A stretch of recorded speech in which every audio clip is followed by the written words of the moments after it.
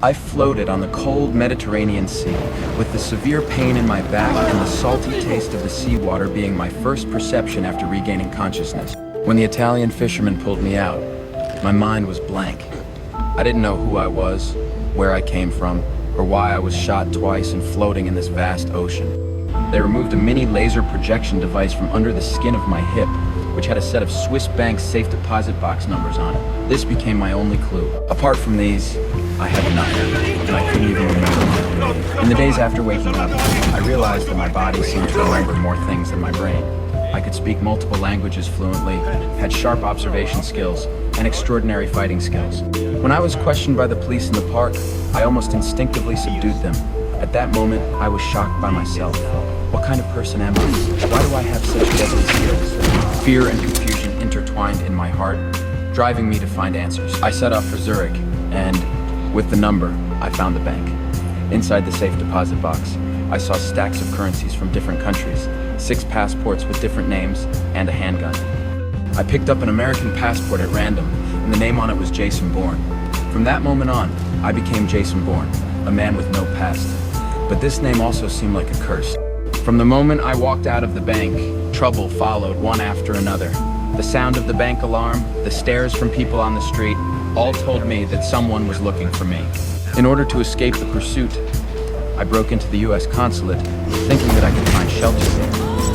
However, I didn't expect that it was even more dangerous there. The pursuit of those Marines made me realize that the force chasing me came from the official side and was extremely dangerous. In the consulate, I glimpsed a fire map and almost instinctively tore it off and quickly planned an escape route. Every evasion and every counterattack was like a long dormant memory in my body being awakened. Finally, I escaped from the outer wall of the consulate and temporarily escaped the pursuit. Outside the consulate, I met Mary, a German girl driving a red car. I hired her for $20,000 to drive me to Paris, an address shown on my passport. She was initially skeptical and wary, but after seeing my predicament of being chased by the police, she chose to trust me. We ran all the way, avoiding the ubiquitous pursuit.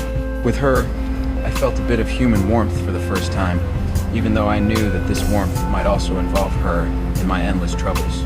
In my apartment in Paris, I tried to find clues about my identity.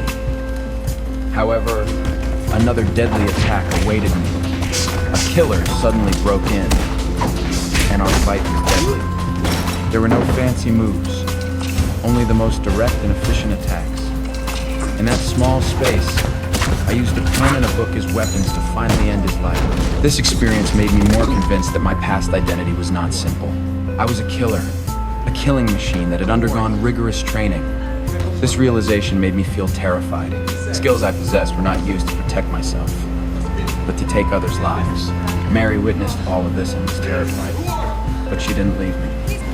She seemed to see a struggling soul in my confused eyes, not just a cold-blooded killer. Together, we embarked on a journey of escape while also trying to piece together my broken memories. Through some fragmented clues, I discovered that I was connected to a secret CIA operation called Stumbling Stone Project. I seemed to be a member of this project, a top-notch special agent assigned to carry out assassination missions. My target was a fugitive African dictator, Wambasi. I recalled some fragments. On that stormy night, I was on his yacht, and I should have pulled the trigger, but I saw his children.